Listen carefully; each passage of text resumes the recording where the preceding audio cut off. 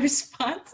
But this professor was very disorganized, and it felt like when this professor came into class that it didn't feel like they prepared ahead of time, and it just felt like this professor came into the class. I feel like anybody else in the psych program might know who I'm talking about.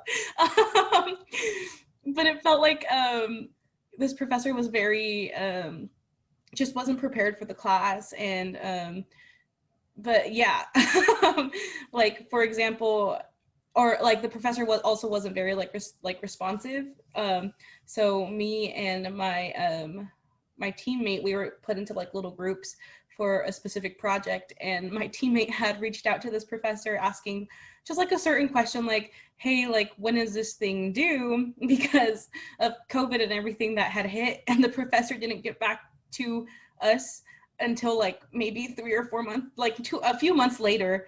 And we were very like, we didn't know what to do. And then the professor was like, you should have turned it in like at the beginning of the semester. And so we were both scrambling to like get things together. Oh, I'm sorry about that. And so that kind of like, it shows me that I want to be more organized. Not like I need to be more organized, but I want, like, it craves like a need. It creates a need in me to like be organized and actually prepare for my lecture or my lessons or lectures ahead of time before stepping into the classroom. Yeah, and you have to think, in K-12, you're also going to be dealing with parents. Yeah. So you kind of multiply the number of students with the parents involved, so it makes it a little hard. But yeah, good thing. I'm glad you learned something from that, and I'm glad you can look back and laugh. All right, Lupe. I'm not trying to wonder what. Okay, Lupe, go ahead. You don't have to. Well, you can read it. It's a short one, and then kind of go from there. Okay. Well, mine was just during my senior year of high school. It was just a teacher who worked really fast-paced and didn't really slow down for anybody in the class. It was kind of just like a I don't know how to explain it. It was just like a super fast-paced class and didn't really expected everybody to be at the same pace at all times. So it just showed me that, like, to make sure that when I'm a teacher, just to know that all students work at different paces and different levels.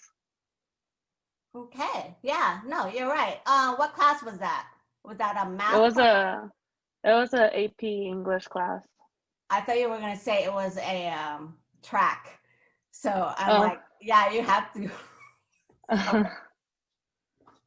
I'm kidding. I thought you said track. So that's why she's fast. Okay, never mind.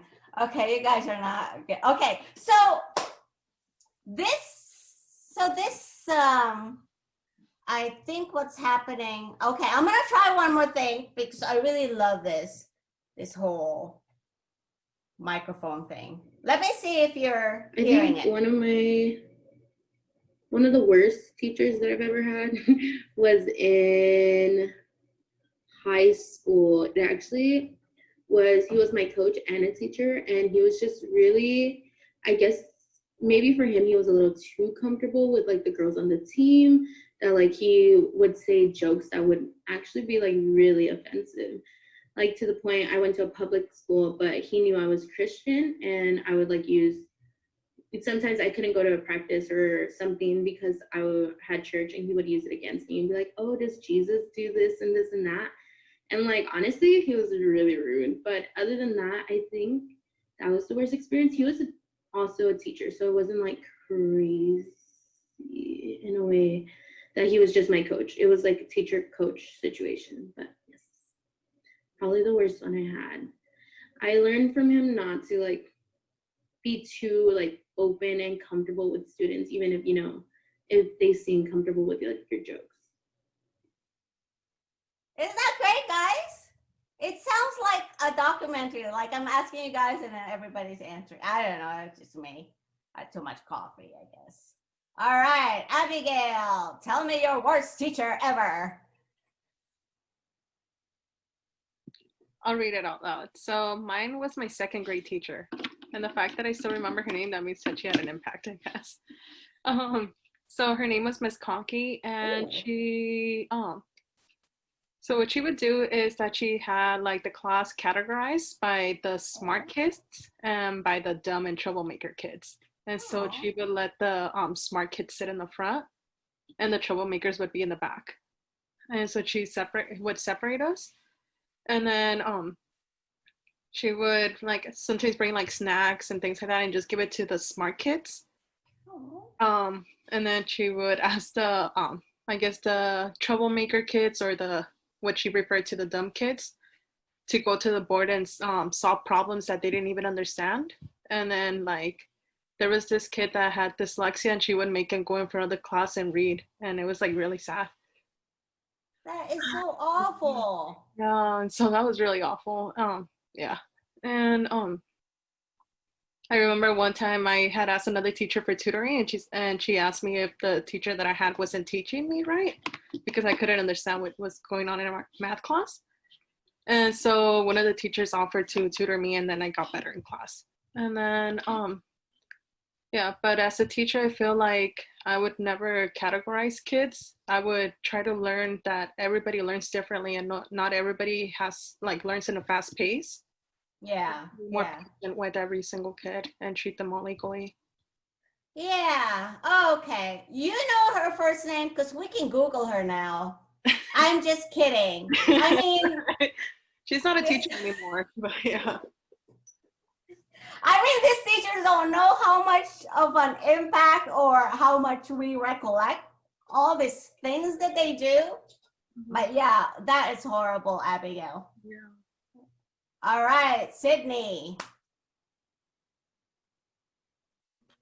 I had a teacher in high school who he wasn't very educated on like what he was talking about. So I had to switch teachers halfway through the year. So it was kind of hard going from someone who like knew what he was doing and knew what he was talking about to someone who didn't really seem like he knew what he was doing. He also had really bad body language and posture. Like he didn't look like like he just walked into the classroom like he didn't want to be there. You probably didn't. Yeah, and he didn't seem passionate about the subject that he was teaching in, so it made it really hard to learn from. Because I love when teachers are passionate and just are excited to teach. So yeah. Thank you. Yeah, that's not good. Body language says a lot. So, Eunice, go ahead. My worst teacher was in high school. He basically had like his whole lesson plan was kind of like a script. So he would just hold it and then read it off. And then people would ask questions and then he would answer in kind of like a monotone way. So like in the morning class, I think I would just fall asleep because I wasn't like, I didn't get the chance to like pay attention or, have like a creative lesson plan. Wow. My son fell asleep in his classes. And I always think it's a teacher. So it's not me. I let him sleep good. But yeah, that's horrible. And that's in high school. You would think they'd be more aware. Okay. Ooh, Brianna, let's go listen to this one. The worst teacher that I can remember was in college. The reason why this person wasn't a good teacher was because they were not up to date with their syllabus and their Moodle. Everything was conflicting and had different instructions and different due dates. It was very confusing. Also, they never responded when you tried to get a hold of them. They never responded to emails, or if they did, they were very, very, very late at responding, and they didn't put the grade on time or close not until the end of the semester. So it was really hard because it would say that you were failing the class the whole time, and that was hard because you wanted to know what your grades were and you never got feedback, so you didn't know how you could improve on the different assignments. So it was frustrating.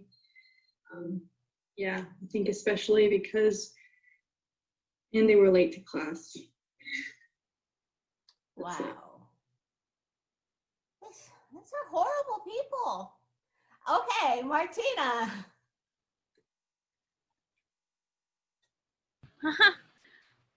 So my worst teacher would have to be my sophomore year. His history teacher's name was Mr. Edwards, because none of you guys know him, so I guess it doesn't matter. We can look him up. I transferred to the high school in the middle of the year, and so like on my very first day, he would he was calling on me more than any other student for one, and then one day that stuck out, that I felt was really disrespectful. I was reading a very long thing that he told us to read, and so I was reading it, and then there's answers that we needed to do at the end, and I guess I was behind, and so he was in front of the whole class was like, Martina, you need to pick it up, you're behind the rest of the class. And it was constantly like that throughout the school year. So I guess that was kind of what stuck with me, and I feel like it's pretty self-explanatory how that helped me, because I would never call out a student. If I seen they were struggling, I would probably talk to them after class or try to find a way to communicate with them, what's going on. I'm just a slow reader, so that's why I was reading slow and I hadn't gotten to the questions yet. But yeah, so I think I would have just talked to the student after class just to see what's going on, or if they needed, I don't know, any extra help or anything. So I think that's one of the stressors for students, especially in middle school, actually K-8, is being called in the class just out of random. And teachers don't really know that causes a lot of stress for students. So don't call them out. Lanny, I want to hear this. I see dollar numbers in there. I actually have I have 3 that come to mind, but obviously I'm not going to tell you all 3 of them. But in middle school, I actually had a teacher who actually had to get pulled from the class because she treated me so badly. But and the whole class even would tell other teachers I don't get why she hates Lanny, but she did. But that wasn't even my worst teacher. So my high school AP Psych teacher who clearly didn't want me there, and it was so obvious the whole time. And he actually, one class, I walked into class and he was like, hey Lanny, I'll give you $10 to drop my class. And he was like, no, make that 200. Can you please drop my class? And so I looked at it, I said, no, that's why I'm still here, because you want me gone.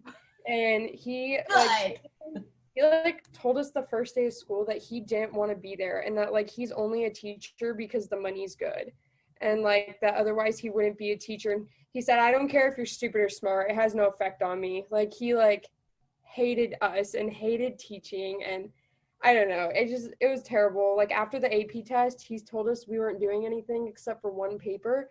So I spent every day, because my mom was a teacher on that campus, I spent every day absent in her classroom because we were just watching a movie. And so he thought I wasn't going to turn the final paper in, but someone told me what the assignment was. So all I did was show up on that day, turn it in, and leave. And he was shocked because he thought I was going to fail the paper. And I was like, you're stupid. But I was like, no, I'm not going to fail the paper.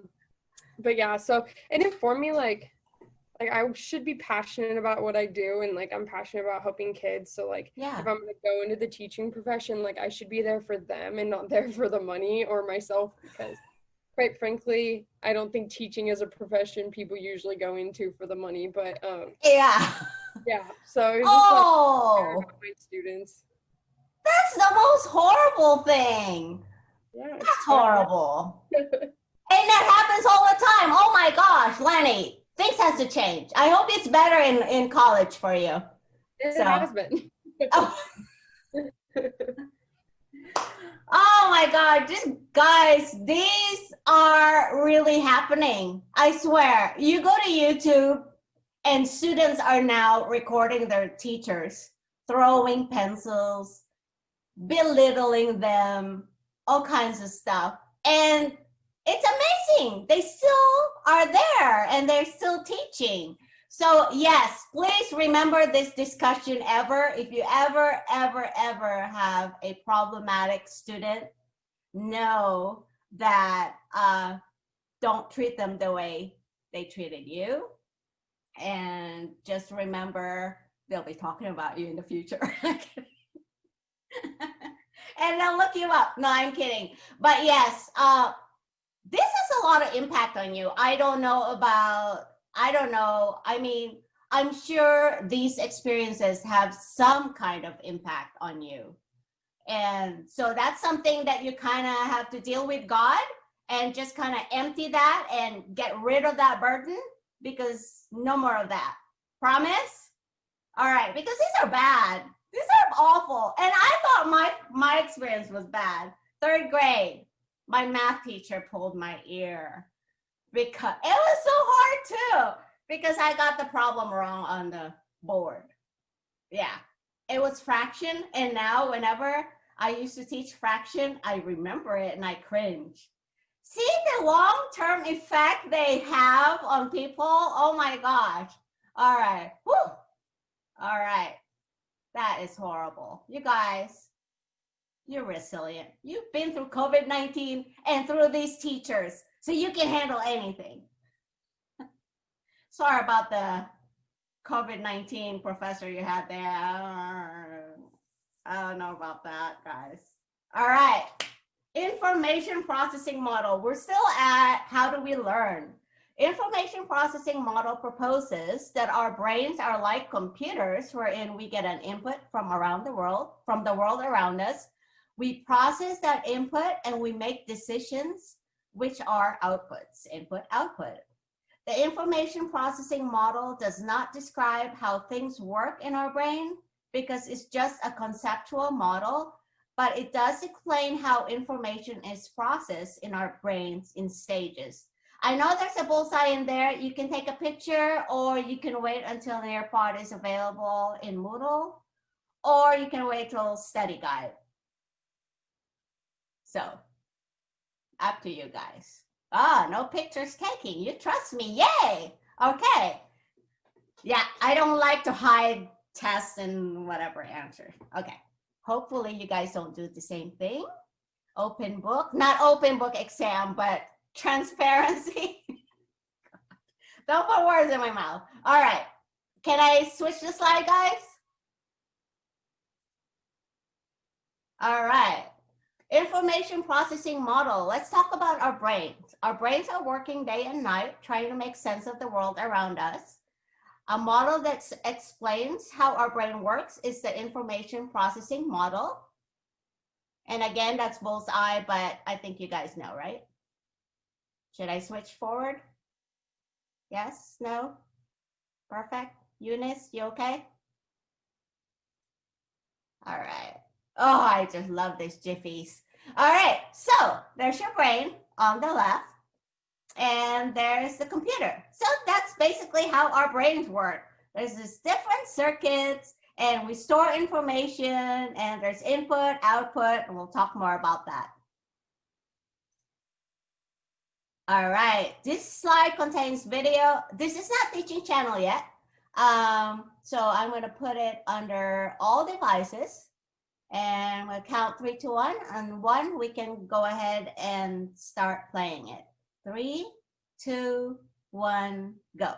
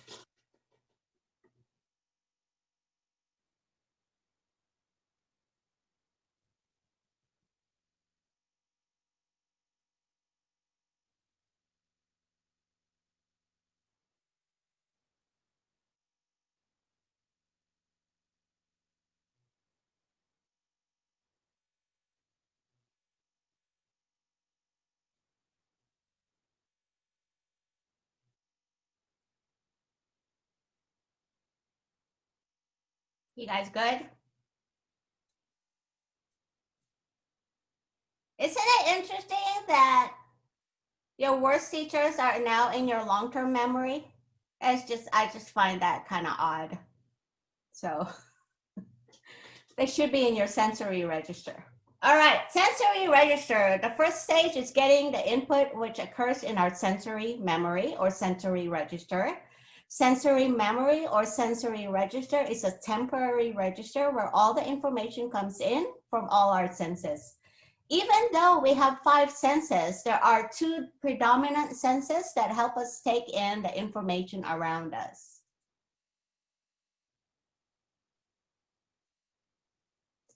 Okay, so those 2 predominant senses, let's go find out. 3, 2, 1, go ahead and click on play.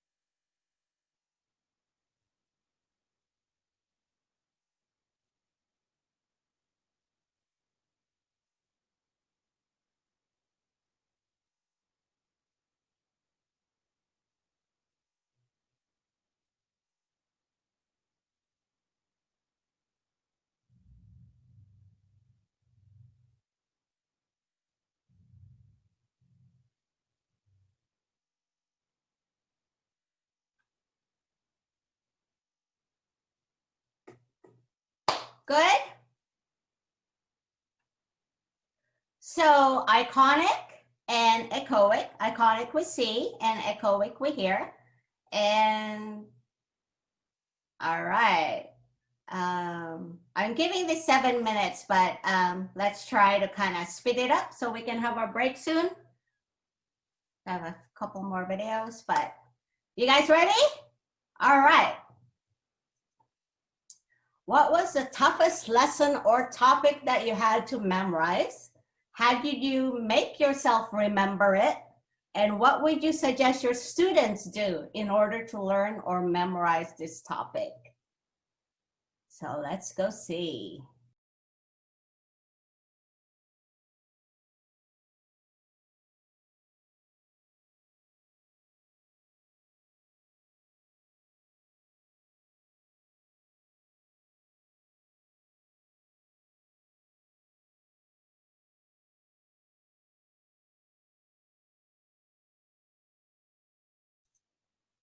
I have 67% participation, but it looks like all of you guys did it. Am I correct? Gabby, you did it, right? Okay, so let's start with that. Okay, Gabby, I'm gonna hear your voice.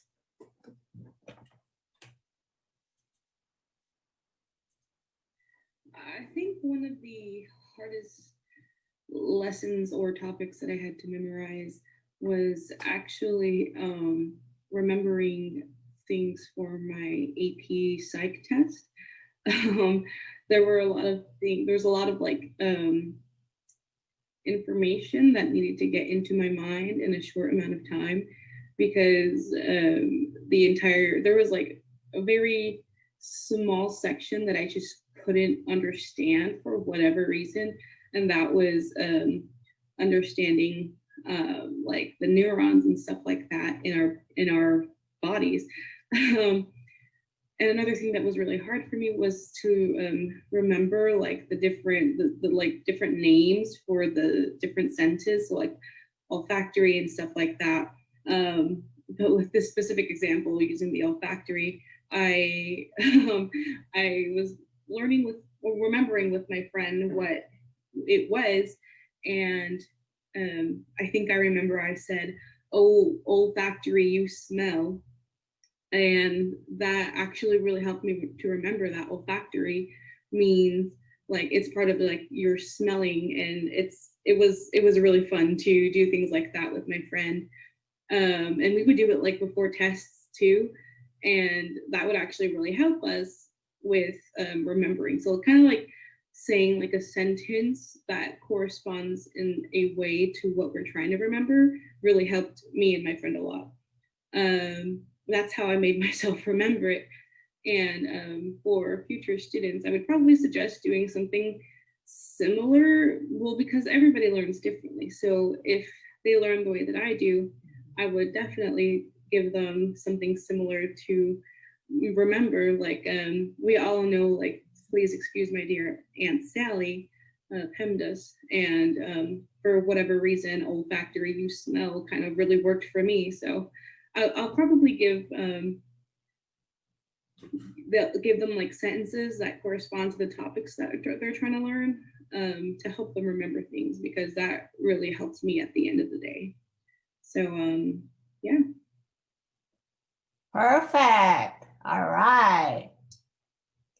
You guys are learning so much about yourselves. All right, Lupe. AP Bio. Yeah, I bet. So, are you there, Lupe? Are you getting Yeah, can some you more hear me? tips? Can you guys hear me? Yep. Okay, yeah, so my toughest lesson was probably my bio class in high school when I was studying for my final, and it was just like trying to memorize a bunch of terms and cells and all that kind of stuff.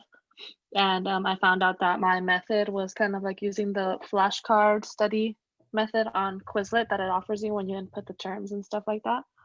And so I would just recommend that every student kind of explores and finds their way of learning, and everybody has different methods. Some are more like hands-on and some are more like verbal, or some are visual learners. So yeah. Awesome. All right. Oh, let's go hear Betsy. The toughest lesson I had to learn or memorize was probably everything that I learned in anatomy. Constantly, I would use flashcards, color coding. My notes were like super detailed, filled with drawings and diagrams. I would rehearse and like reread every note I had right before bed, and then reread them in the morning as I was going to my first period, which was anatomy. So it was kind of hectic, but we had bi-weekly tests, and every time we had the test, it was based off like whatever we had to memorize that week. But I enjoyed that class so much because it was filled with like coloring, then just memorizing, and I think I find myself learning easier when it's just memorization, but then I feel like I do forget it.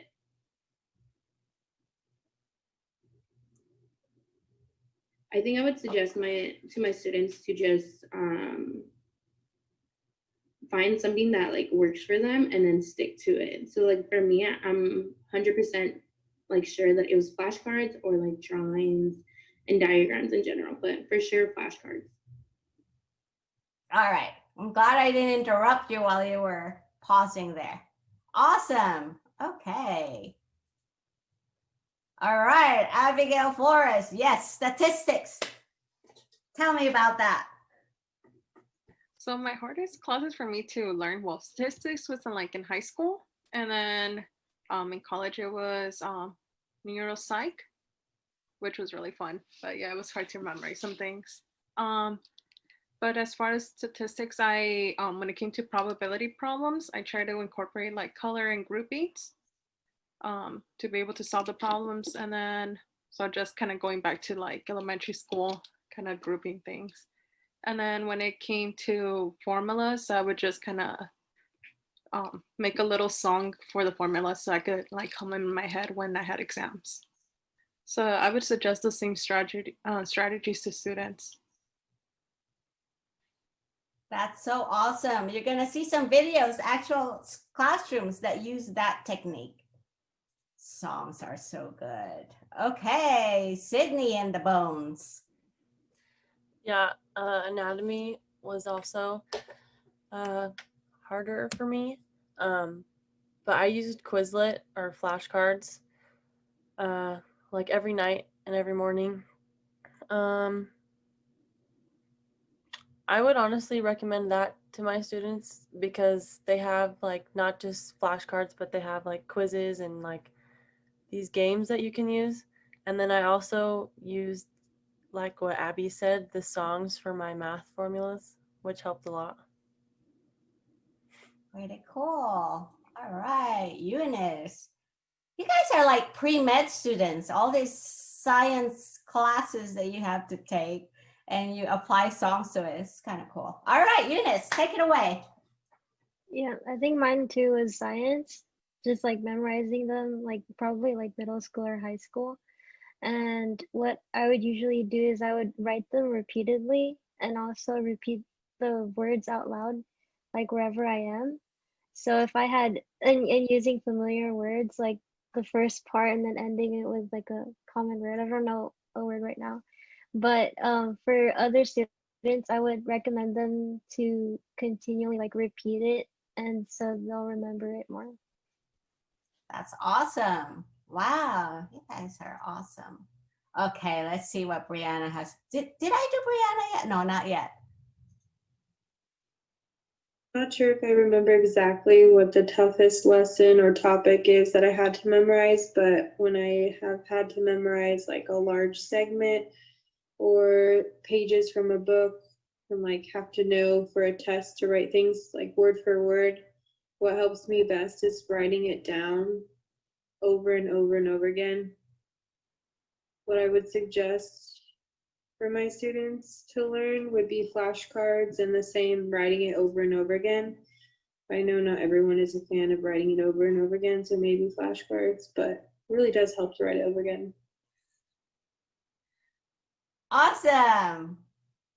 Let's do that over again. I'm kidding. All right, Martina, go for it. So I'm not exactly sure which topic was hardest or most difficult for me, but I know that in high school I struggled a lot with Spanish, and I used an app called Duolingo to memorize and learn the language for the class, but it kind of made things fun. So I think as like a teacher, I would probably recommend students use their resources, and like phones are usually for like social media, but you can also use them for like learning. And so I would probably definitely, like, especially now, everybody has a phone, everybody has laptops, a lot of things are online. I would definitely recommend apps or websites like that. That will help you, as well as flashcards, because that helped me too. That's awesome. I was planning on learning Spanish too with one of those apps, but I got busy. So one of these days. All right, Lanny, another anatomy kind of thing. Let's see your experience. This is not the one that, oh, this is not the $200 teacher, right? Okay. No, This teacher's my dad, so I hope not. Oh, okay.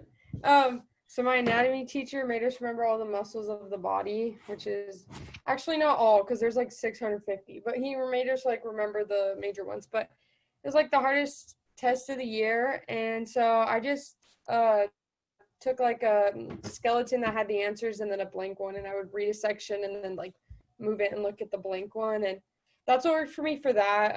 Usually I'm a flashcard person, but I feel like I went like diagrams, like they're kind of hard to use for flashcards. So that's what I did for this. And I suggest like with studying for like even people like in college will be like, what do you do? I'm like, just start early enough. That way if like what you're doing isn't working, you have time to like try something new. And so like, don't wait till the last minute. I'm not saying you can't remember it all at the last minute, but you may not have time if your method isn't working. So just try and figure something out ahead of time. That's true. And you'll have students who's, you know, you have a method and it works for them, but for some students, it doesn't work for them. So it's just understanding that we're all different. We don't all learn the same way. So that's awesome. You guys are like awesome. All right. Oh, Gabby, we did the Gabby. All right. Oh, I get so excited over little things. Okay. Next one. I know it's almost time for break. Okay.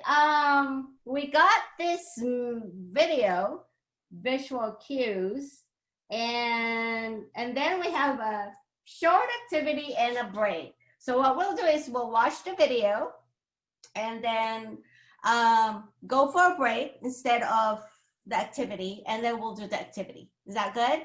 Because it's been over 30 minutes and I don't want you guys to have any accidents or anything. So just come on, laugh a little. Come on, it's like late. All right. Okay, so let's go watch the teaching channel. So switch to your teaching channel page. I don't know if you guys have that open yet.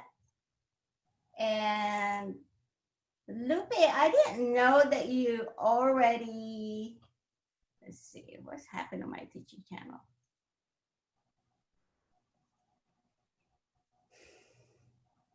So, okay, Lupe, let me see if I can pull you up because I haven't really.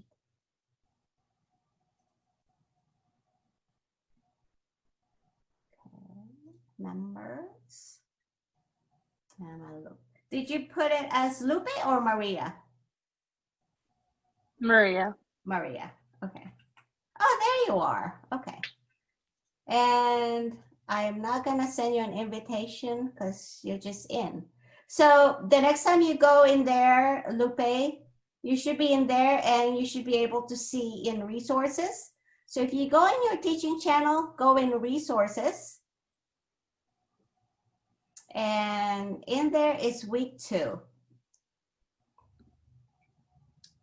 You guys all in there? Let me know if you're stuck. And the video that we are watching is the visual cues, the top one.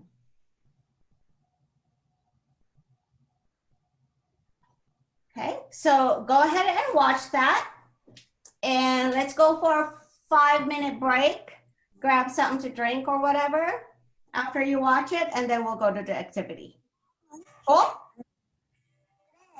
Beds and then okay. Another so circle. I don't need to play it from my end, so you guys should be able to do it on your end. By the door. I have a question. When we're on the teaching channel homepage, how do we go to the videos? It should be under resources. Do you see Oh, I it didn't log there? in Okay. yet. I saw. Yeah, and then under there it's week 2, September 9th. And so the first video is visual cues.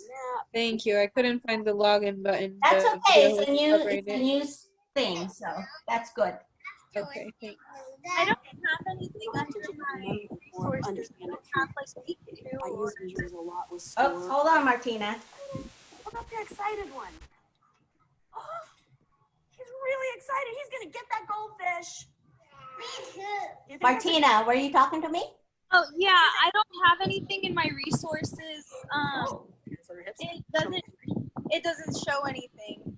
Oh. Yeah, me neither. Yeah, I don't have anything either. Oh, that's weird.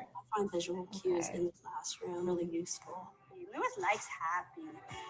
Okay, let's see why that is. So I wish I can log in as you, but everybody else had it? No. No? Okay. Okay, who was able to watch it? Me. I haven't watched it, but I really pulled it up. Okay, cool. Oh, what was that? Scary. I could, if you want, I could share my screen and show how I got it, if that helps. That would be awesome. Hold on, let me do that. Because you guys are looking at it from the student's point of view, right? Okay. Is there a video playing in the background? I hear noises. I hear rumbling. Okay, I'm gonna stop sharing mine. Okay. All right, and then go ahead and share your screen. Can you guys see it? I'm not sure. Okay. Yeah. So I just clicked this because it says you have been added to Psych 35. So I clicked that. That's where I got the resources. Let me see if I could get it again.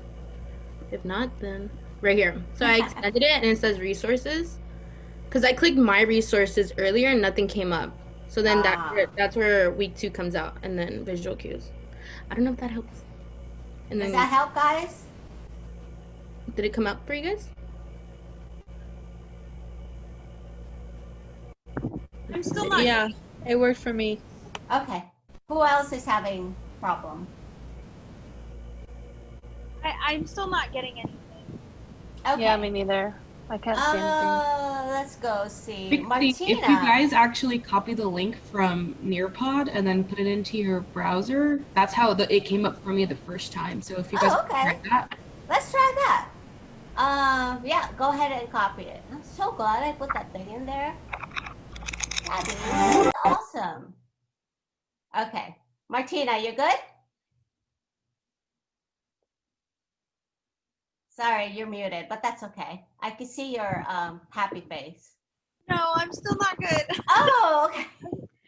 All right. You guys, if you watched it already, go take a break, and I am going to show Martina the video. So let's go do that.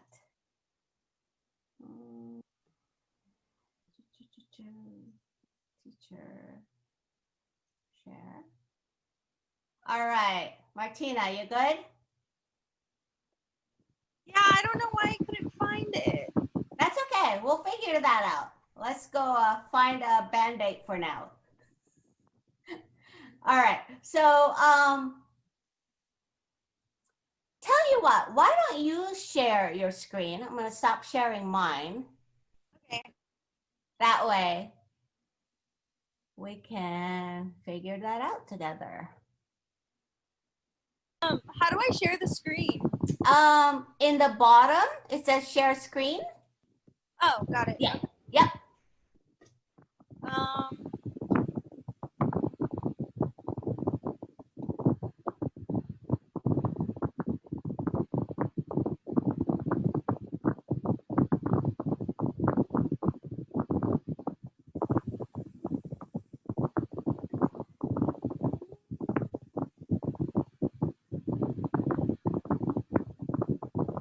When is our break over?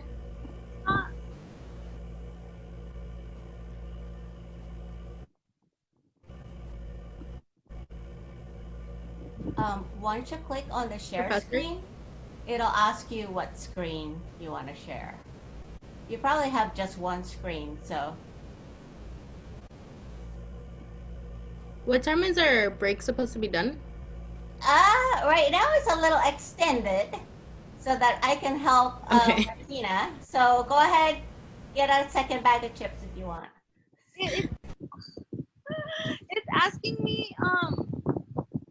It's asking me to open my system preferences, Oh. and then it's taking me to like security and privacy, so I'm clicking Zoom and it's telling me I have to quit the meeting. Oh, no, don't do that. Okay. We'll figure this out. Let me go ahead and share my screen. So go ahead and stop sharing your screen.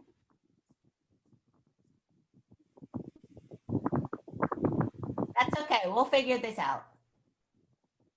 I'm going to share my screen.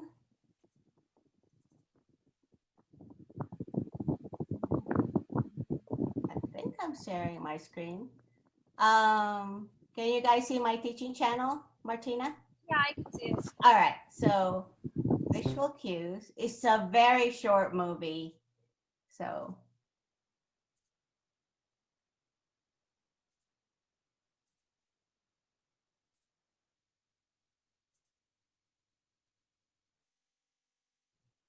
it's 1 minute, 27 seconds.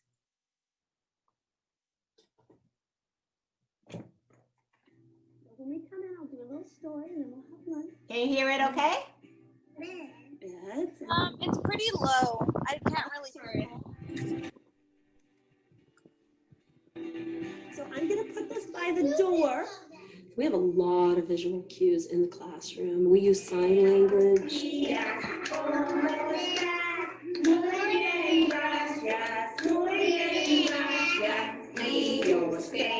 We have a daily schedule pictures that show where's there's lunch, or we go take a nap, and kids kind of have a cue to look at. Oh, we're doing this right now. Afterwards, can do that. So they don't have to just remember or understand it through speaking. I use visuals a lot with stories. He's excited. Hold up your excited one. Oh, he's really excited. He's gonna get that goldfish. Me too. Do you think that's a good idea? Me. What do you think mommy feels like? Angry. She's got her hands on her hips. Show me angry. Okay, let's see what happens. David's mom always. So the kid isn't an English speaker or they're not verbal. I find visual cues in the classroom really useful. Lewis likes happy. Did you sort of get something that? Okay, all right. Yeah, we'll figure that out. Hold on just a second. Yeah, after they start talking, I was able to hear it. So. Oh, okay. Yeah. Yeah, we'll figure it out. And you said you're on campus, right? No, I'm at home. Oh, okay. Okay. I was going to say come visit the office. Anyway, yeah, we'll figure that out. So sorry about that. You want to take a little break? Yeah. Okay. All right.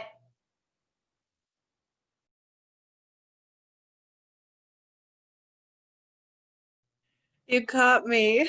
I had some ice cream. Oh, oh, you guys, oh my gosh, you really did bring the chips. I got ice cream too. You got ice cream. That's ice, oh my gosh, you guys. Ice cream. You have ice cream, Lonnie. Okay, that's it. I'm having ice cream next week. Oh, that is so good. All right. Lupe is here, right? So let's see. Martina, are you here? Oh, good. We'll figure a thing out. We'll figure it out. Okay. Now I gotta go cough again. I don't have COVID-19, but you know. So hard now when you cough like in public and people look at you like, I'm okay, it's just a cough. It's the wrong tube. Okay.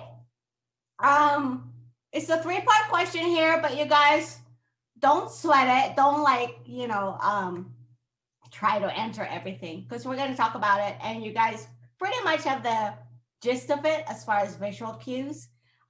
It really helps, especially younger students. But guess what, guys? From what you're telling me, you guys also need visual cues. So I think we all kind of have that in common. You don't have to be young to appreciate the visual cues. I know I appreciate visual cues a lot. So yeah, did you guys like that video? It's only a minute long, but it tells you so much, right? And it's an actual classroom. And yeah, I totally love Teaching Channel. So, all right, let's do this.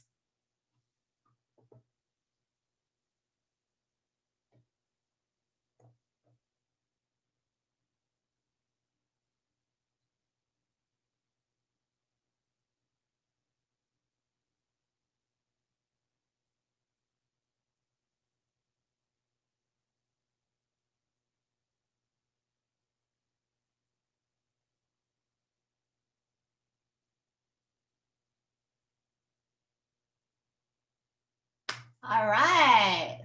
Okay, let's do this. Let's start from the bottom because she made me jealous with that vanilla ice cream. So, all right, Lanny, take it away. I said visual cues phrases with familiar images.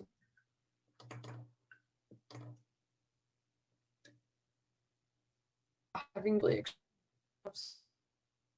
presents times of the day, activities, and emotions. You guys got that? You got kind of frozen there, Lanny, but that's okay. It's all that ice cream, you know. Again, next time, tell me if you're bringing ice cream, please. It's unplanned. Oh, is that what it is? It was. I went some to already today. That's all I found. Yeah, exactly.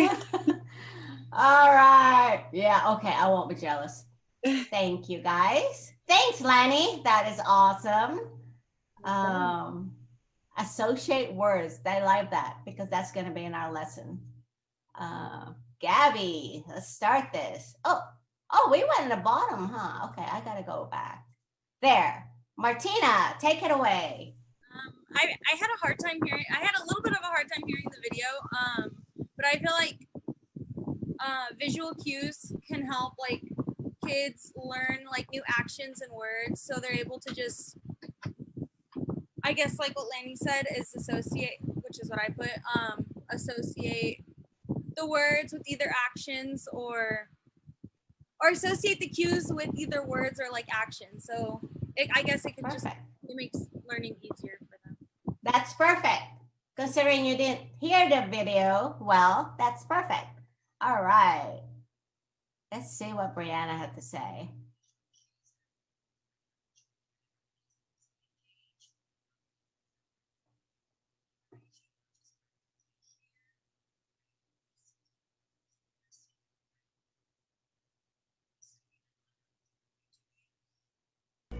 I don't think we could hear it. Well, at least I can.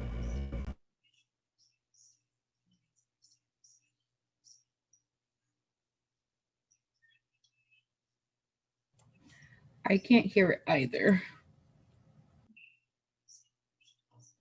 They heard in the story about different emotions happening. They were able to see a picture, either sad or happy, and choose which one it was.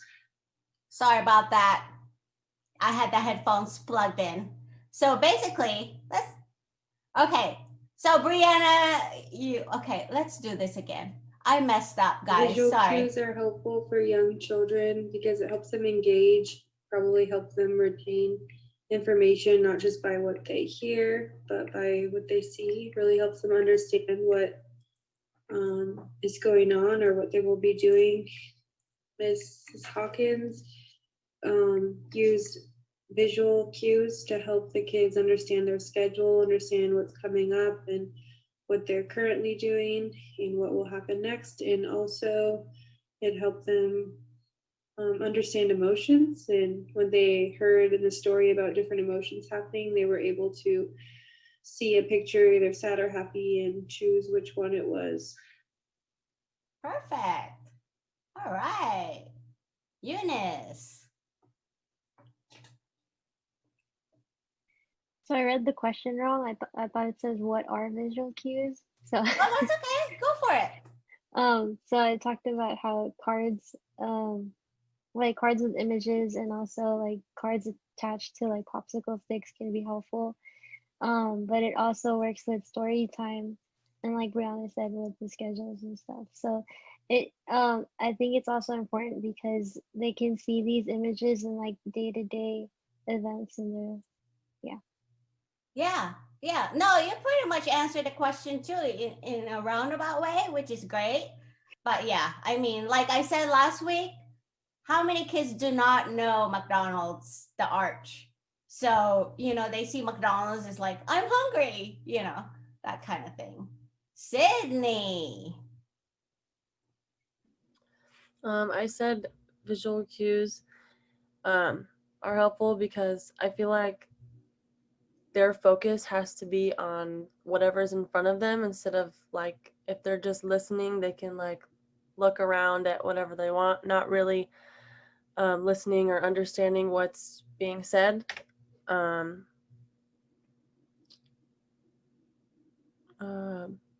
Sorry. And then like the word association, like what Lanny said. And then Miss Hawkins uses sign language and motions and uses pictures and has a schedule with pictures to show what they're doing for the day. Perfect. Yep, association. That is such a good word. All right, Abby. So I said something similar to Brianna. I just said that visual cues are helpful for children, such as using those expression cards as like the video showed. So the teacher started reading them a book and asked them question, and they answered with those expression cards, and I think that's really helpful. And also in the beginning of the video, she did start the class, I guess, with the good morning song in Spanish. So she was teaching them Spanish as well and basic manners in Spanish. So that was pretty awesome. All right, let's see. Visual cues are super helpful for young children just because if they're not very talkative, their language isn't very developed, they're able to identify by the visual cues. So like just by seeing a picture, it is very helpful for them. In my job, we have kids that aren't at their level of like speaking and stuff. So we'll bring in pictures, flashcards, just for them to identify their emotions. So that is like very helpful in that. Even if they don't speak the same language in a classroom, I feel like sign language and visual cues would like actually help a ton because everyone can understand a picture if you could see it. But I think Ms. Hawkins presents like the idea of it being so inclusive when you are doing visual cues that everyone can understand and be a part of it, and it just helps in general. That's great. Yeah, because you'll have students, depending on the school district where you're at, you'll have students who are English language learners. And so yeah, visual cues are totally important. Lupe.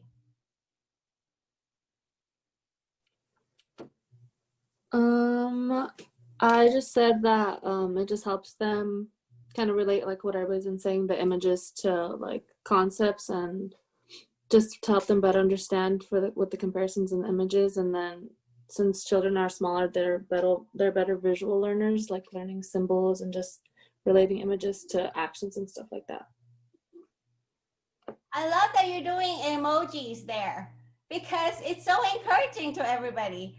I wanted to do visual cues so you can know. Oh, and you're very positive. So that's awesome. All right. One more, Gabby. I believe that visual cues are helpful for young children because sometimes young children don't have the means, the words actually to say how they're feeling, or they don't have like the big words to say, like to give like answers. So having visual cues can actually help young children not only like express themselves, but also to remember things. Also, it's helpful for teachers to not be having to fight against what's out the window for the children's attention, because with visual cues, it actually helps to grab like the children's attention. visual cues can help support a language development, because, well, we do have like one language that revolves around like visually seeing it, and that's American Sign Language, ASL.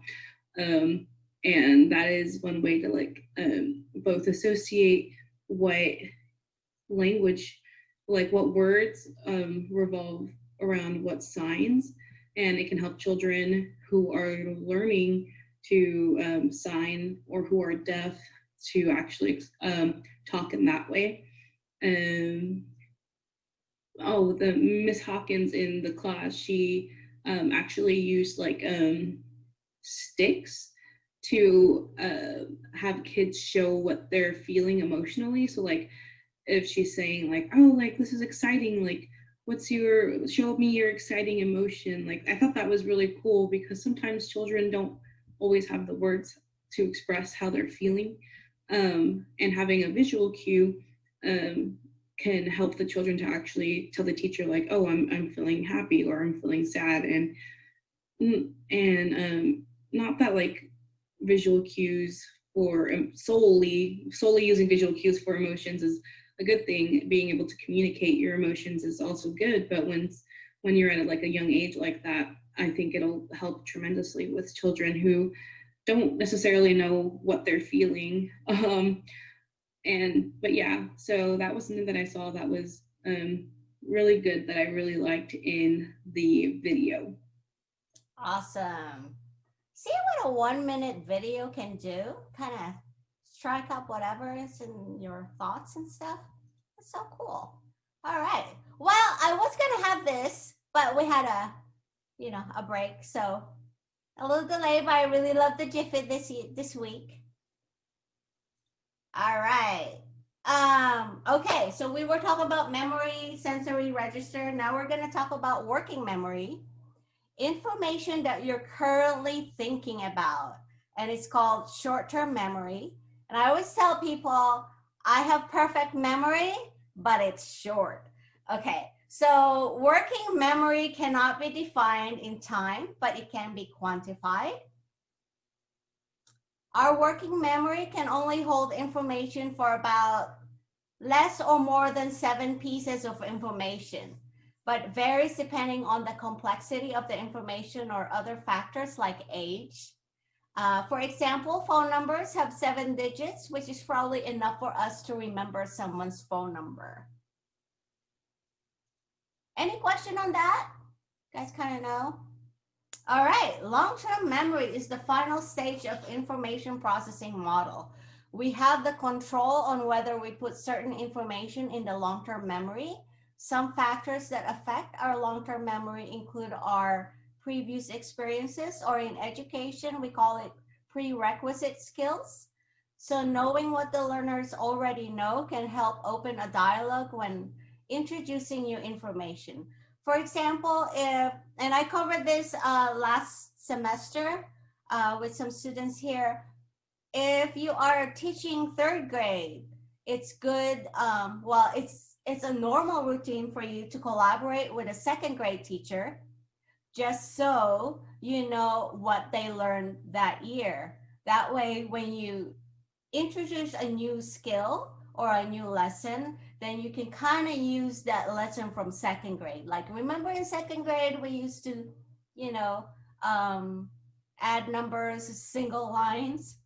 Now we're going to do double numbers, things like that. So those are the prerequisite skills.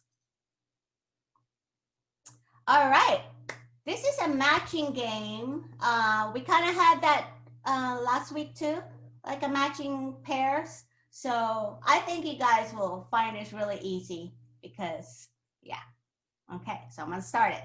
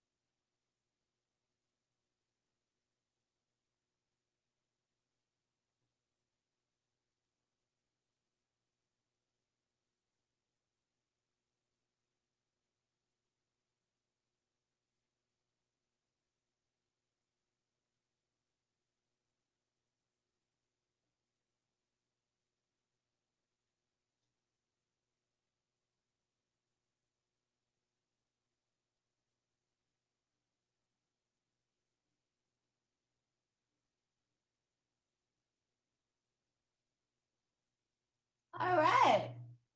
Perfect. Does that kind of reinforce what you guys learned today? Okay. So let's go view the pairs. So sensory, census, temporary register. That's where all the information comes in from all our senses and the information around us. Iconic, what we see. Echoic is what we hear. Working memory is what you're currently thinking about right now. And long-term memory includes our previous experiences, or we call it prerequisite skills. Okay. Let's see. All right. Let's go look at the teaching channel. I'm going to share my screen with Martina. I know it's kind of hard to hear Martina, but we'll figure this out. I am going to call tech help for you. I'm actually going to give you a phone number or an email of this teaching channel person. Okay. So my resources, and we go say it with a song. Oops. What happened to it?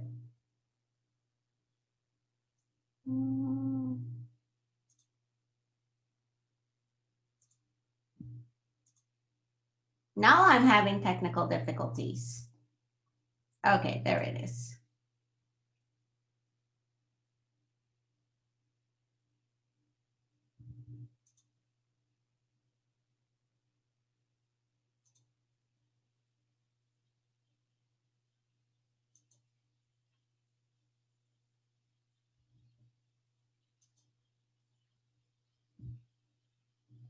All right. Did you guys finish the video? Not yet?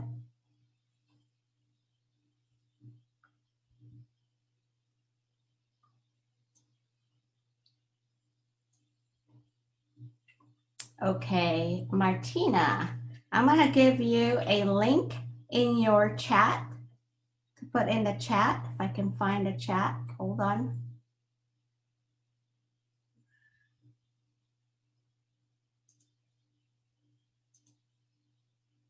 Huh, I lost my chat. Okay. Oh, Professor? Yeah. So last semester I used this, I subscribed to it, and then my free subscription is like done. Oh, it's free? No, my free subscription is over. So I can't view the video. Okay. So you haven't purchased it for this semester? Last semester I got it just to view some videos. Ah, gotcha. All right. Yeah, I got your name, so I thought you paid for it. Yeah, you would need to purchase it because I really couldn't like share you the link. But oh, got it. but I'm gonna do it tonight. Just don't tell the FBI. All right. So thank you. I know I like the free ones, but you get caught on that. Okay. A noun is the name of a person, a place, or a thing. That's right. The use of music and movement in the classroom is very important. What is a pronoun? What is a pronoun? Do you know? First of all, you know the concepts that you must teach the children. Sometimes the concepts aren't so easy. It takes the place of a noun. Listen to the pronouns as we say their name. I, me, we, he. Songs are really easy to make up. You just get your key concept, and then you just put it to Twinkle, Twinkle, Little Star, Jack and Jill, 100 days, 100 days, only 80 more. Especially as a new teacher, you're kind of gaining your tools, you're learning your trade. If music or movement helps you to reach that goal, then use it. What is a pronoun? Now you know. Just take a simple little song and put a concept to it.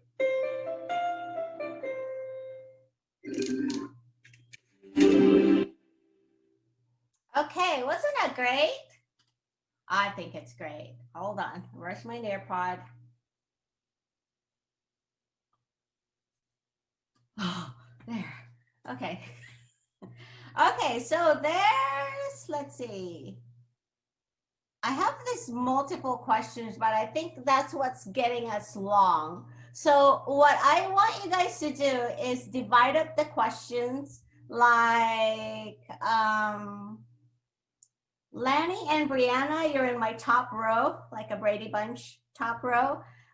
So take questions 1 and 2. And then Gabby, Eunice, and Betsy, take questions 2 and 3 and 4. Does that make sense? Okay. And then bottom row, Abigail, Martina, Sydney, and Lupe. Pick the same questions, like first 2 questions. In other words, don't answer all 4 questions because that'll take us forever. And I already took away your extra minutes from earlier, so. But you had ice cream, so there, it's just fair. Is that clear? All right. Ready, set, go. It's 10 minutes, but you guys can do more than less than 10 minutes, right?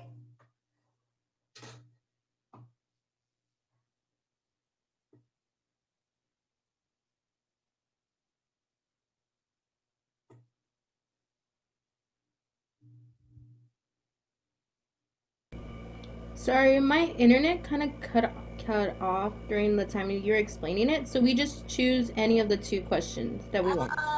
You can, you are in my second row. So go ahead and pick the 3rd question and the 4th question. So Okay. one is posting lyrics Mm-hmm. and respond to these questions later. Okay, cool. Thank you. All right. Let's go see what you guys have to say. Gabby.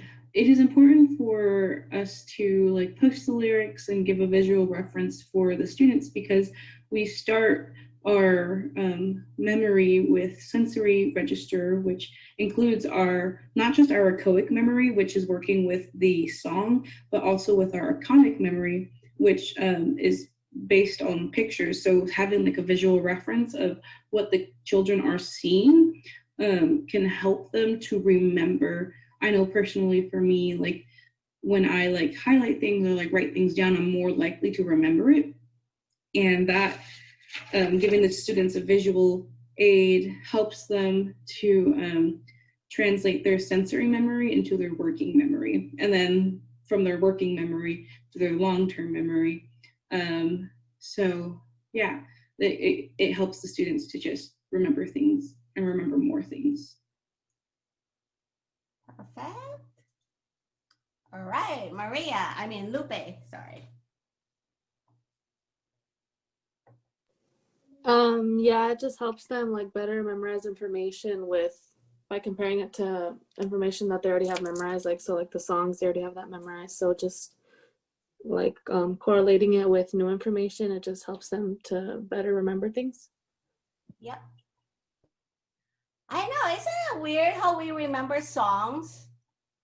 Like commercials and stuff, it's just weird. But then when trying to remember something else, it's just, yeah. All right, let's see what Bessie has to say. I think posting the lyrics for the students to see and like have a visual reference to it goes back to like visual cues, I believe.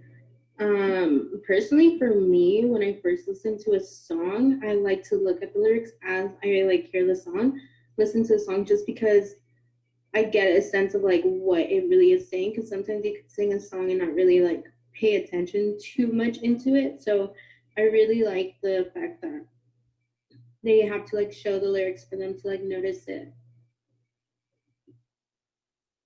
That's awesome. All right. Abby.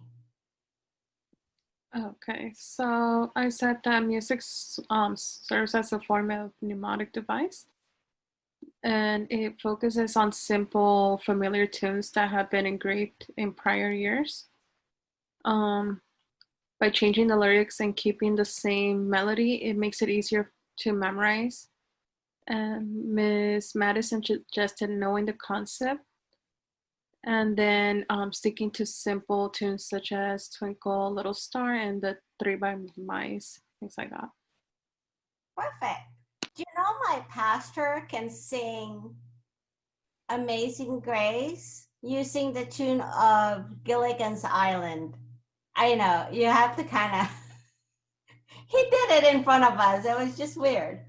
But yeah, I kind of like that. All right. Sydney. Music can help children learn any sort of subject because most tunes are pretty catchy and they're usually familiar, like they've heard them before. So songs from their long-term memory. Yeah. Yep. Perfect. All right, Eunice.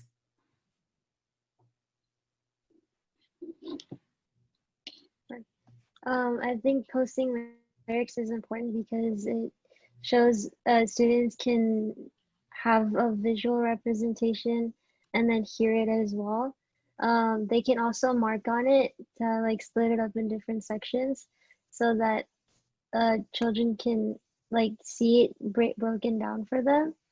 I think that it affects short-term memory because it would be something that they would currently think about, and then long-term memory because it it's easy, like it's easier, it's less complex once you have like a familiar tune.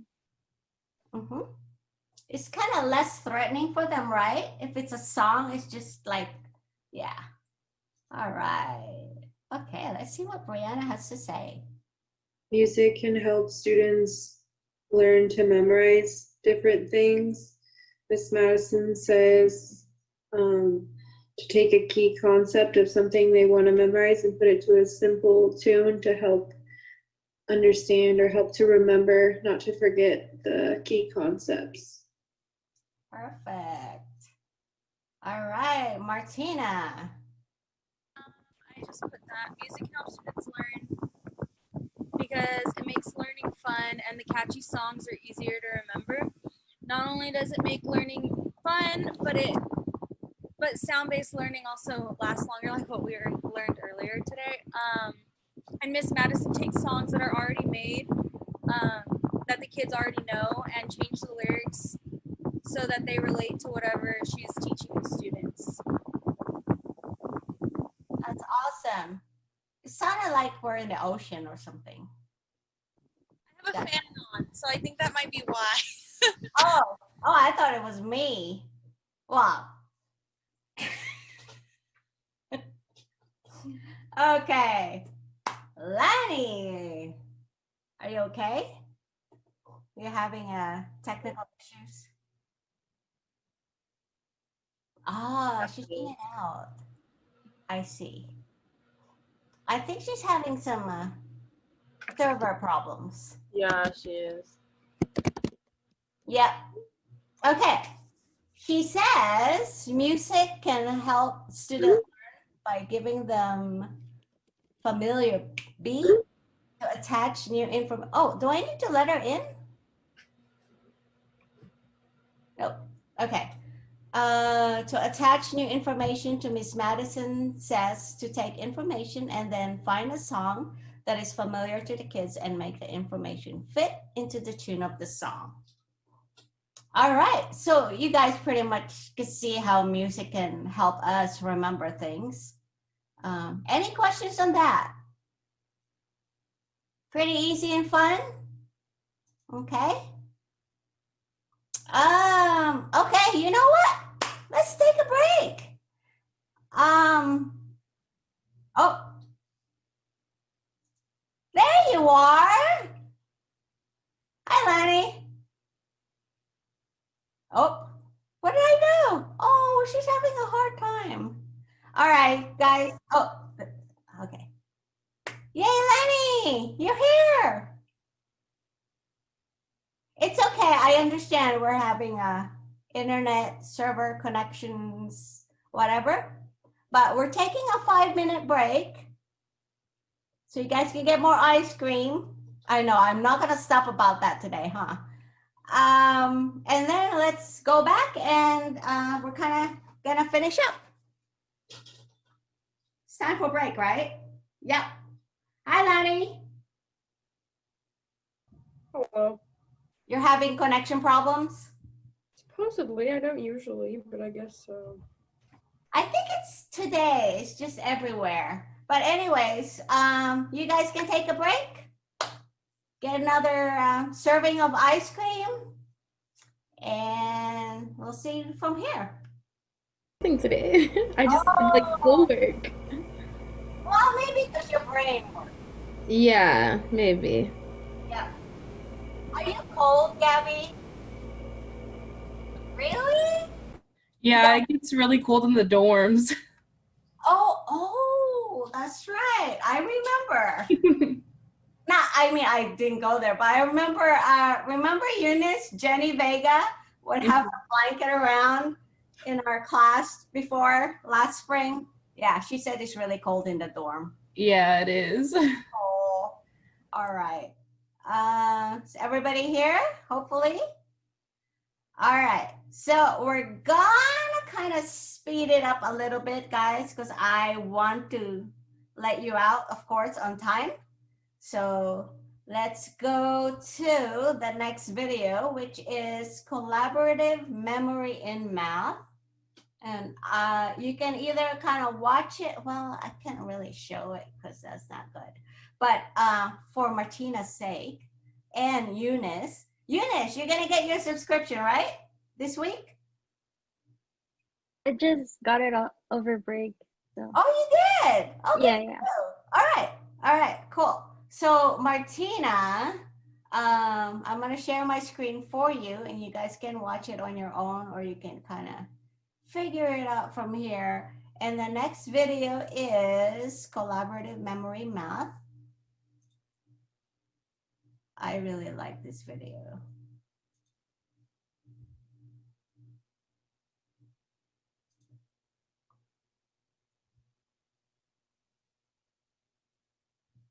Uh-oh. We're having technical issues at... Come on, you can do it. There.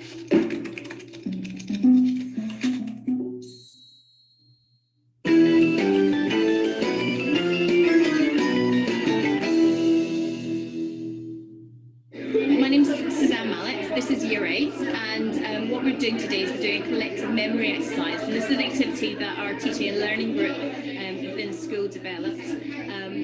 What they need to do as a group is recreate what's on this piece of paper, and today is solving equations. This is a very good activity for introducing a topic or as a revision of a topic, and you can do it with pretty much anything.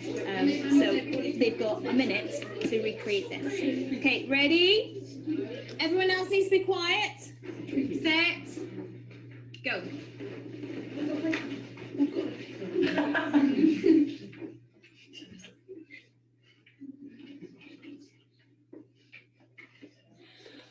And we'll just end. Pupils have 1 minute to memorise what's on the cards, but we break that up into 15-second slots. You have to remember the picture and then try and write it down. We're trying to remember the other worst memories ever. They need to look for shortcuts. And do they need to memorise everything, or can they use their mathematics? We just got this bit here, but not much else. We can't remember all of the facts. We were waiting for him to go on. Ready, set, go.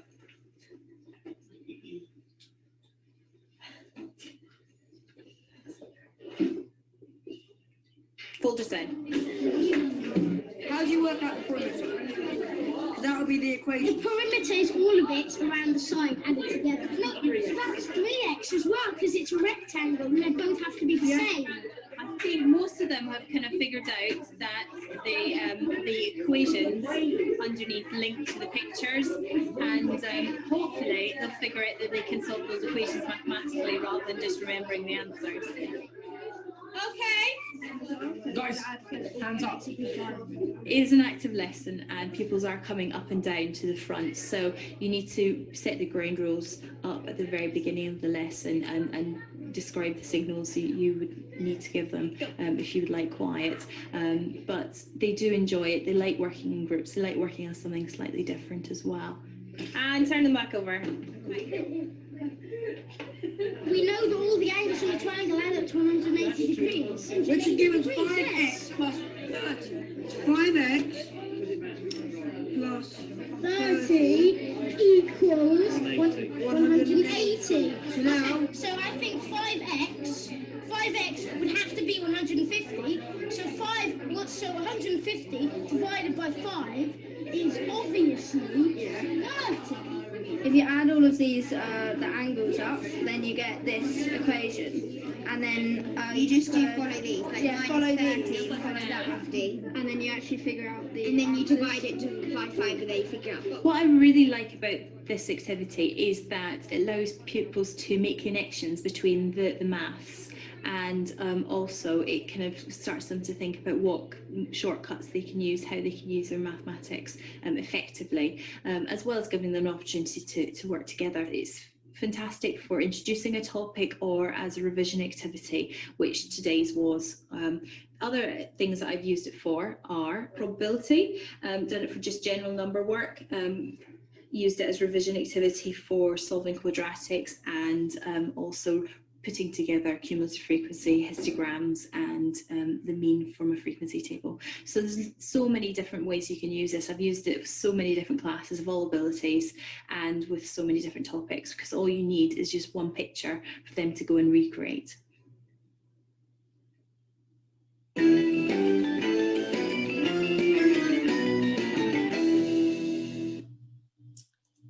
All right, what does everybody think of that? Time is running out, so on the next activity, we are just going to, okay, so it's better than a memorization activity. What, I need maybe brave, risky taker people who can answer. I need like 3 of you guys to answer what you think about this. I'm not going to start the activity because you don't have to write anything. But how does a simple use of timer or stopwatch enhance the activity? Also think about, you know, I don't have to, you don't have to respond to all these questions, but why is it that the group work really works here as far as this activity? From what we've learned tonight, what does group work really enhance? Anybody? I think group work really enhances collaboration, especially like in this activity, because they have to collaborate to see what they remembered, and if they remember different things, then they have to like come to a conclusion, like what did you remember, what did I remember, and come to a conclusion of what was actually on the paper.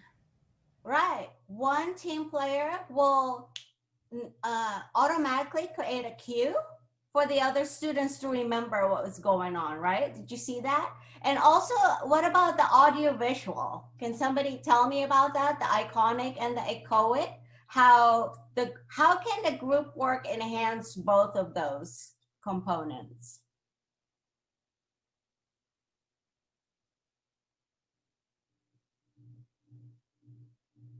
Anyone? Okay. All right, so iconic, they're looking at things, right?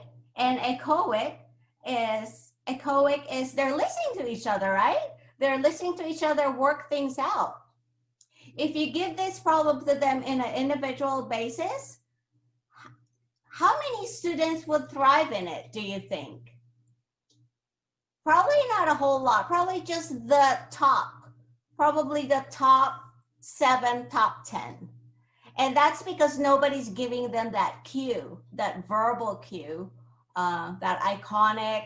The iconic is the written one, but nobody's giving each other the echoic cue, right? So it kind of helps when you put students in groups.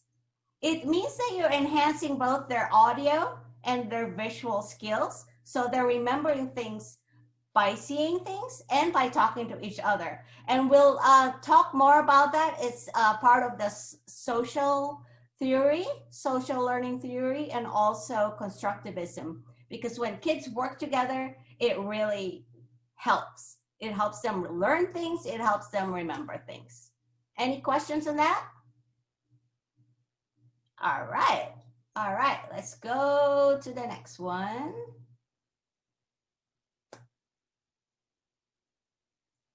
Improving working memory. Okay, that one is not learning channel, teaching channel. So I'm just gonna go ahead and play it. Oh, actually we can go 3, 2, 1, go ahead and play it.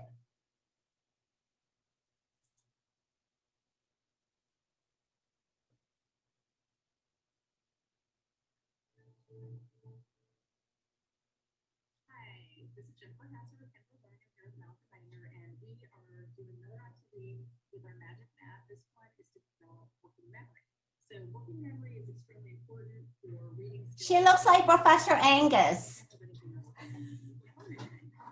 Do you guys remember her? So if you can use some opportunities to build up your working memory, then everything becomes easier for that child.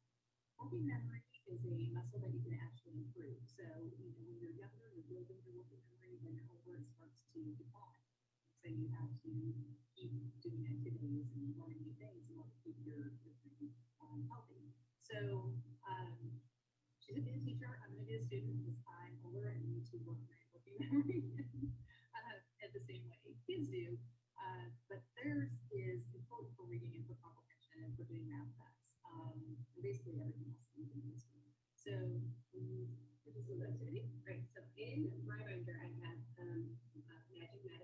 And I'm going to be placing some of the manipulatives in here and cover it and then show it to Jennifer. And she's going to have to imitate what I have to do. Now I'm only going to start with 2 objects first, just to start off, make sure that we can do that. And if she gets it correct, then we can increase it with either more manipulatives or different positions. So let's start.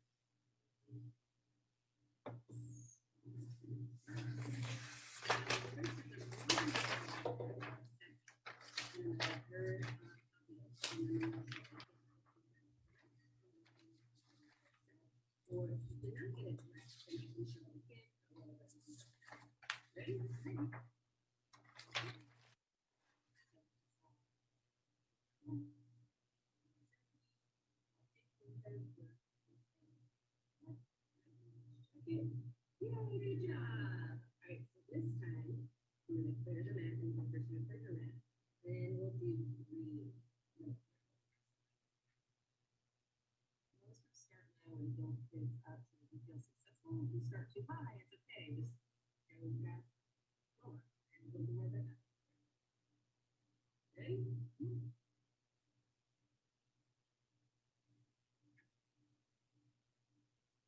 And then one is facing in one direction, one is facing the other direction, but I can't remember which one is which. So I'm going to go with this as my first try, but these 2 might be reverses.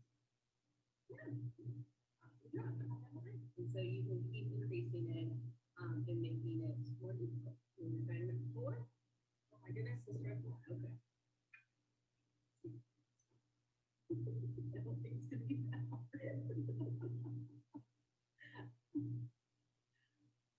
Remember, it starts to talk. Friends. I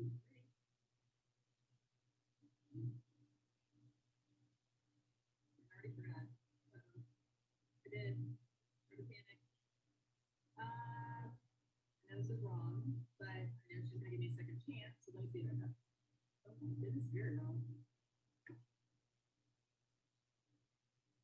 That was so wrong. I completely panicked. Okay, let's do it again. That's horrible. If I try to copy it, then that's really bad. Okay, there you go. Okay, I really forgot, but I could pretend that I was doing that just so you can see how many turns it gets. But obviously, I should have just I should have stuck with 3 different objects for a while, so I was pretty confident with that before we started going to 4. But that's what happens with kids. So if you want them to feel successful, to move them around, you can have them do it. You can take turns in the classroom. You can have kids do it for groups. You can use any manipulative you have. If you're trying to stagger these, so if you see the other videos that we have in the hashtag, we've done following directions, which also develops working memory, and we have 3 other videos in that series. And then we also have this concept of student to see some others who can be watching the others on Magic Math, so that way you are developing prerequisite skills. Okay. Thanks for tuning in. If you are interested in using these activities, feel free to go to our website. Free. Our website is technology.com/store, and these are available for free download. So I hope you enjoy them. Thanks so much. All right. What do you guys think of that? All right. So let's see. It's almost time, so we're definitely not gonna take another break. Instead of answering this again, and I'm gonna make my questions next time so that you guys will just answer just a few minutes instead of 7-10 minutes. I'm learning too. So what did you guys get out of that last video? As far as the word manipulatives, okay. Why are manipulatives, how do they enhance your teaching a lesson to students by use of manipulatives? Can you guys remember that when you guys use manipulatives to remember things? Anyone? Bueller? Oh, somebody watched that show. Okay. Only got one. You guys didn't watch Ferris Bueller's Day Off yet? Okay. All right. Gabby, you got your microphone off, so I figured you wanted to answer. So why do I think using manipulatives helps a child remember concepts? I think it's easy to have like manipulatives because especially like ones that are like colorful or like different shapes, because I feel like it's easy, especially in like with our sensory memory, in our iconic memory, using like colorful and like different shapes actually helps us to remember because it catches our attention, and it catches our attention quickly.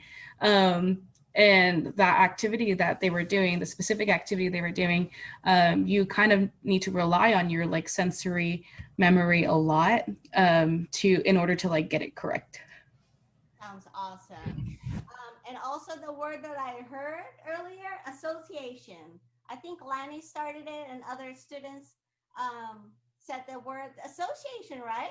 It helps. Manipulatives help with association of words with whatever. So that's awesome. Okay. I'm gonna let you guys watch let's see, it's only a few minutes. 2 minutes, I think. So let's go watch the active vocabulary, because I really like this one, because I have a really good question after this. Okay, let's go watch the active vocabulary. Let's see.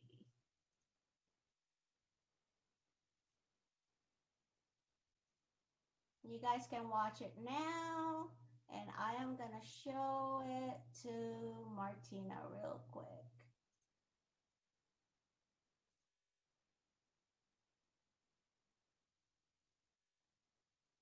Oh, my internet's getting really slow too.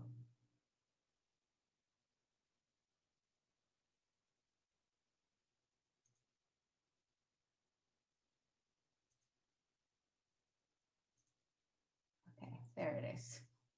No wonder. Oops.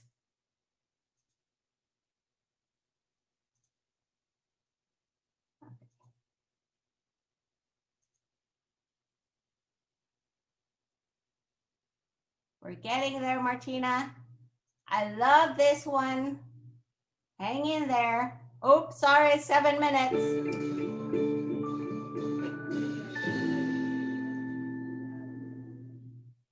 Hi, I'm Meg Richard, a Teaching Channel Laureate and a Teaching Channel NGSS Squadsters.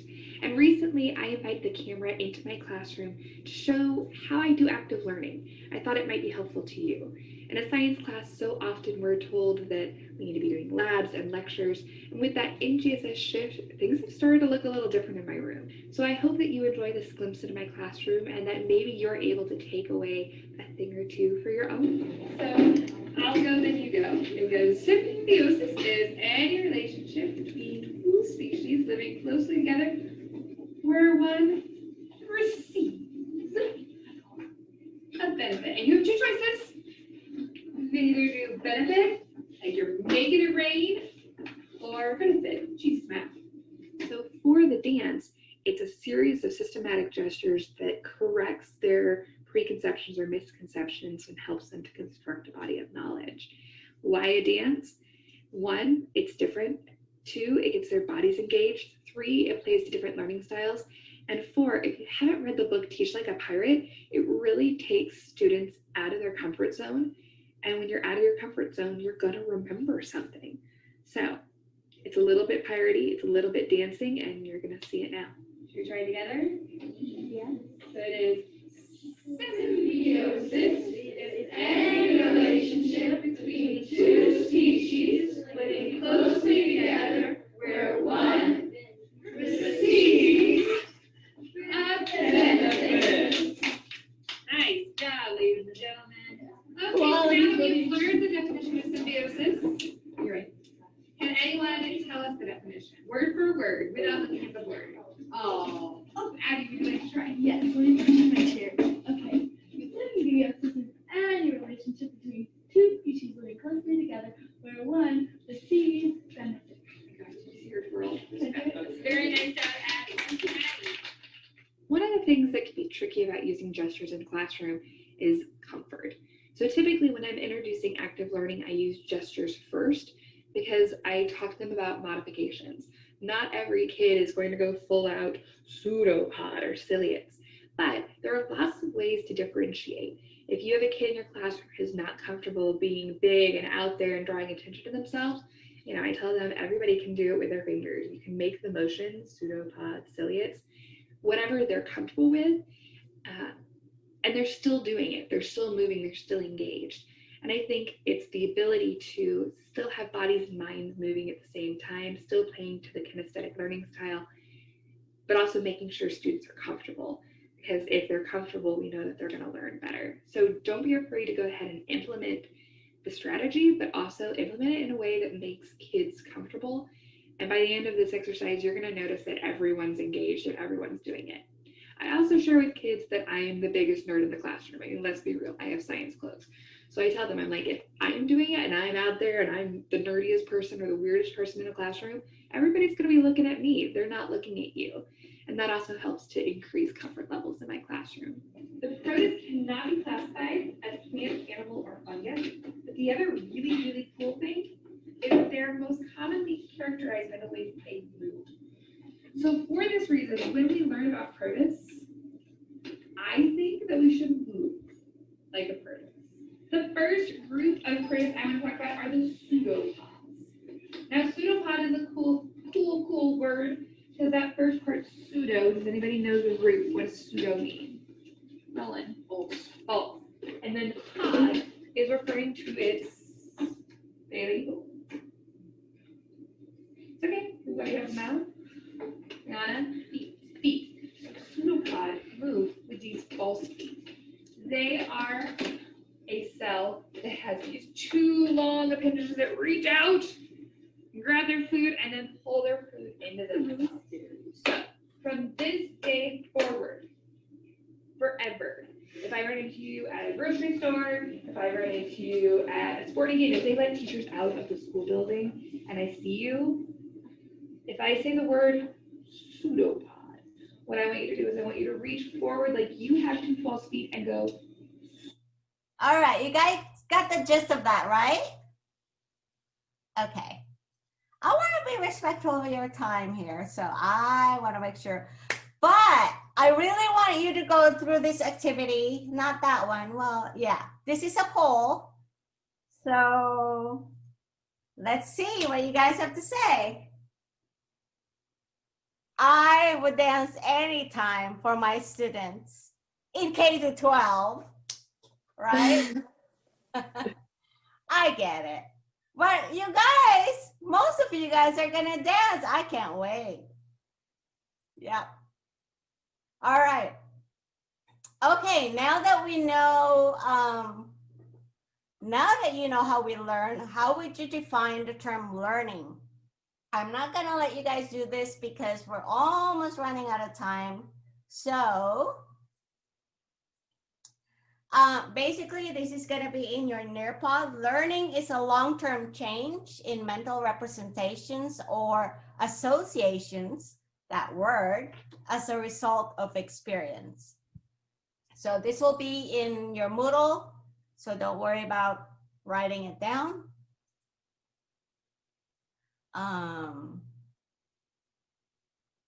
This next slide is just breaking up the definition. First, it's a long-term change. When you learn something, it's long-term. It's not just memorizing phone number. And also, like you guys mentioned, mental representations and associations, those are key to learning. So once you have that, it really helps ingrain in your memory. And third is change due to experience. So if you learn something, it's a new experience, so you're gonna start applying what you learn. It's kind of like, I don't know if I gave you this example before, that if I'm driving, say, to the supermarket and say Brianna is in my car and I got stuck in traffic, and then Brianna will tell me, oh, you know what? The best way to go to Ralph's, since we're going to Ralph's and get more ice cream, the best way to go to Ralph's is if we go take a left on this street and then make a right, and then you just cut off from here to there and go there. And so after learning that from Brianna, the next time I get stuck to go to Ralph's, I will remember what you said. And that's a long-term as a change due to experience. So I'm never, ever, ever gonna go to Ralph's one way again, especially if there's traffic. I will remember what Brianna told me. And that's what learning is all about. We're always learning. All right, so the teaching channel, no time. You guys can watch it from your own account. It's all in there under week 2. And yeah, I don't know what happened to the time. Break, yeah, you guys are having break soon. And let's see. Okay, you guys have time for time to climb because this is fun. All right. All right, so last week we did the Himalayas. This week, let's go to the space. All right. Okay, Lupe is here.